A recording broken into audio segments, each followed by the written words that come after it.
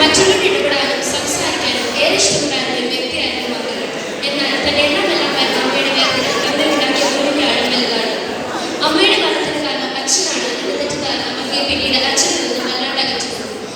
വർഷങ്ങൾ കഴിഞ്ഞ് ജീവിത സാഹചര്യങ്ങൾ കണക്കെടുത്ത് അനിയത്തിയെ ഹോസ്റ്റലിൽ നിന്നാണ് പഠിപ്പിക്കുന്നത്. മഹി ആരാധിക എന്ന പെൺകുട്ടിയുമായി വിവാഹം കഴിക്കുകയും ചെയ്യുന്നു. വിവാഹശേഷം മഹി താൻ അച്ഛനെ പോലെ ആകുമോ എന്ന ഭയം ഉണ്ടാകും. പിന്നീട് എപ്പോഴും ഒരു ചെറിയ പ്രശ്നത്തിൽ തുടങ്ങിയ വഴക്ക് അവരുടെ മനസ്സിലെ തെറ്റിദ്ധാരണകൾ മൂലം വിവാഹമോചനം വരെ എത്തുന്നു.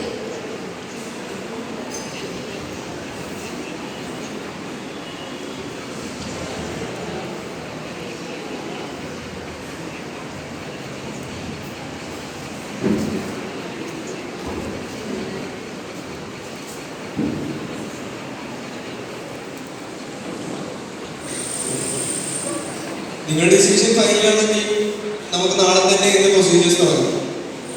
നിങ്ങളുടെ ടൈം കൺവീനിയൻസ് പോലെ പറഞ്ഞാൽ മതി. ശരി, ഞാൻ വിളിക്കാം. മഹി, നമ്മൾ രണ്ടുപേരും ഒന്നിച്ചെടുത്ത തീരുമാനത്തിനാണ്. ഈ പ്രശ്നങ്ങളൊക്കെ എവിടുന്നാ തുടങ്ങിയത് പോലെ എനിക്ക് ഓർമ്മയില്ല. ഇങ്ങനെ ഒന്നും മിണ്ടാതിരിക്കുന്ന കാണുമ്പോൾ എനിക്ക് അതിലും ആവശ്യം. എന്ത് പറയാനാണ് ഇപ്പൊ പറയണം? ഞാനെന്ത് പറയാനാ? എല്ലാം നിന്റെ ഇഷ്ടം പോലെ. ആരുടെ ഇഷ്ടം പോലെ? ഇന്നേ വരെ ഈ വീട്ടിൽ നിന്ന പ്രശ്നങ്ങൾക്കെല്ലാം ഈ റീസൺ എന്താണെന്ന് നമുക്ക് രണ്ടുപേർക്കും അറിയാം. നമ്മൾ രണ്ടുപേരും കാര്യം പരസ്പരം സംസാരിക്കുന്നില്ല. ഒരു പ്രശ്നത്തിനും സൊല്യൂഷൻ കണ്ടുപിടിക്കാൻ പറ്റുന്നില്ല. എന്തെങ്കിലുമൊക്കെ പറഞ്ഞാൽ സോറി എന്ന ഒറ്റ വാക്കിന് എല്ലാം അവസാനിപ്പിക്കും. വേറൊരാളോട് മര്യാദയ്ക്ക് പെരുമാറാൻ പോലും നിനക്കറിയാം. പിന്നെ ഞാൻ എന്ത് ചെയ്യാനാ? നിന്റെ കണ്ണിന്റെ മര്യാദ അനുസരിച്ച് പെരുമാറാൻ എനിക്കറിയില്ല.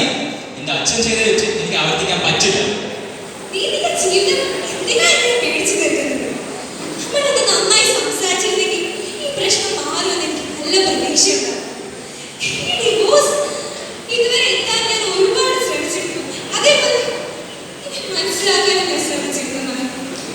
പക്ഷെ ഇപ്പോ എല്ലാം എന്റെ കയ്യിൽ നിന്ന് വിട്ടുപോകുന്നു പോലെ. മോളുകാരാണെങ്കിൽ എന്തോടെ വന്നു? ആ വക്കീലൊന്ന് പോയോ? ഞാൻ നിങ്ങളെ സംസാരിക്കുന്നതായിട്ട് വന്നാൽ മതി. നീ അവിടെ പോകുന്നതിന് മുമ്പ് ഇങ്ങനെയൊന്നും അല്ലായിരുന്നു. അത് എന്നെക്കാളും നന്നായിട്ട് നിനക്കറിയാം. മഹി, നീ കളിക്കുന്നത് നിന്റെ ജീവിതം വെച്ചിട്ടാണെന്ന് നീ ഓർക്കും. ഞാൻ എൻ്റെ ഒപ്പം വരുന്ന പ്രശ്നങ്ങൾ കൂടുതൽ കുഴപ്പമുള്ളതാക്കിയില്ലാതെ മറ്റൊന്നും ചെയ്യുന്നില്ല.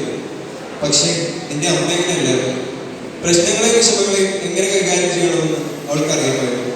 പക്ഷേ അതൊക്കെ താങ്ങാനുള്ള കഴിവ് അവളുടെ ഹൃദയത്തിന് ദൈവം കൊടുത്തില്ല.